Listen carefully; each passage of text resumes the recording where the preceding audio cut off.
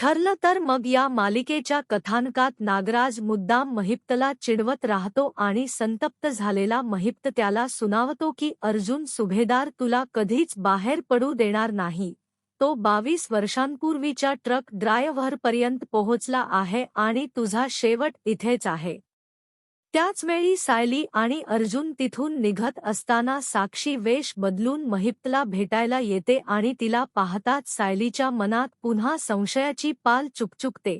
तिच्या मनात एकच विचार फिरत राहतो की हे डोळे साक्षीसारखेच का वाटत आहेत. घरी गेल्यावर सायली अर्जुनला सांगते की जर नागराजने 22 वर्षांपूर्वी रविराजला मारायचा प्रयत्न केला असेल तर मधल्या काळातही काहीतरी नक्कीच घडलं असणार आणि आतून कोणीतरी त्याला मदत करत असणार. यावर अर्जुन ठामपणे म्हणतो की ही व्यक्ती प्रिया असू शकते कारण ती सायलीच्या प्रत्येक हालचालीवर लक्ष ठेवते. सायली प्रियाचा फोन तपासते पण काहीच सापडत नाही कारण प्रिया आधीच सगळा डेटा डिलीट करून ठेवलेला असतो.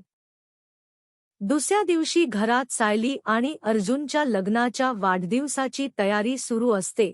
घरात सजावट, आनंद, भावनिक क्षण आणि प्रेमाचं वातावरण असतं. सगळे त्यांचं औक्षण करतात आणि सायली अर्जुन सगळ्यांसमोर सांगतात की घरातलं काम आणि बाहेरचं काम दोन्ही तितकंच महत्त्वाचं असून दोन्हींसाठी बुद्धी, मेहनत आणि प्रेम लागतं.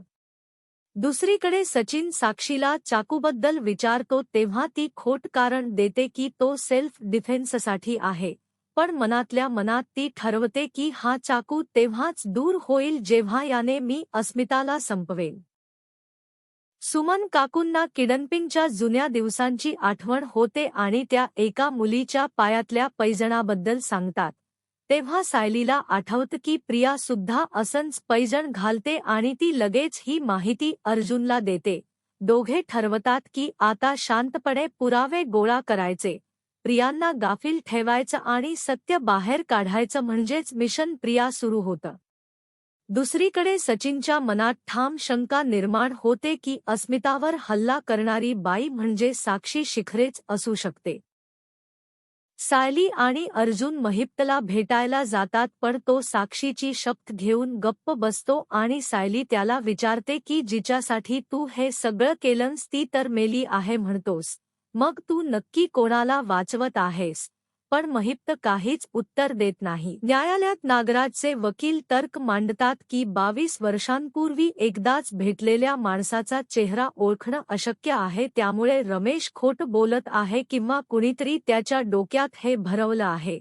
यावर अर्जुन उत्तर देतो की एखाद्या व्यक्तीमुळे जर आपलं आयुष्य उद्ध्वस्त झालं असेल तर त्या व्यक्तीचा चेहरा कधीच विसरला जात नाही. रमेशची नोकरी गेली, आयुष्य उद्ध्वस्त झालं म्हणून त्याला नागराज आठवतो आणि रमेशही याला दुजोरा देतो.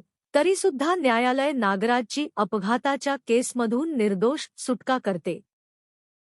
नागराज खुश होतो पण लगेच पोलीस त्याला कस्टडीमध्ये घेतात कारण त्याच्यावर डोमेस्टिक व्हायोलन्सची केस असते आणि त्यात बेल मिळू शकत नाही. वकीलही हातवर करतात. नागराजचा तोंडाशी आलेला घास पुन्हा दूर जातो.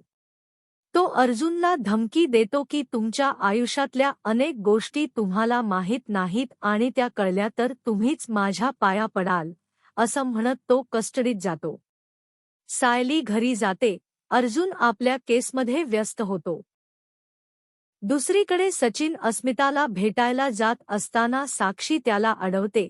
तो सुरुवातीला खोट कारण सांगतो पण नंतर तिला सरप्राईजचं नाटक करतो आणि साक्षी विरघळल्याचं नाटक करते. अस्मिता एकटी बाहेर पडते आणि सचिनला भेटते. दोघं पुन्हा एकत्र येण्याचं ठरवतात. हातात हात घालून बोलत असतानाच साक्षी त्यांना पाहते आणि तिचा राग अनावर होतो. सचिन ऑर्डर द्यायला गेल्यावर साक्षी तोंड लपवून येते. अस्मिताला जोरात ढकलते आणि पळून जाते. अस्मिताची तब्येत बिघडते. सचिन तिला सावरतो आणि साक्षी आणखी जळफळते. घरात अस्मिता बराच वेळ नसल्याने चिंता असते. तिचा फोन स्विच ऑफ असतो. सायली घरी येताना प्रियाला एका पोलिसांना पैसे देताना पाहते आणि संशय येतो पण फोन आल्यामुळे ती थांबत नाही आणि परत पाहेपर्यंत प्रिया निघून गेलेली असते. दुसरीकडे साक्षी रागात गाडी चालवताना एका माणसाला धडक देते, त्याच्याशी भांडते आणि धमकावून निघून जाते. नेमका अर्जुन तिथेच असतो. गाडीत बसलेली साक्षी तो पाहतो आणि त्याच्या पायाखालची जमीन सरकते. अर्जुन खात्री करून घेण्यासाठी पुन्हा पाहतो. त्याला साक्षी जिवंत असल्याची खात्री होते. पुढे सायली, अर्जुन, चैतन्य, प्रियाच्या खोलीत सापडलेला फोन, साक्षीची जन्मतारीख वापरून फोन अनलॉक होणं, अस्मिताचं सचिनकडे झुकणं, तिचा आंधळा विश्वास, नव्याने आयुष्य सुरू करण्याचा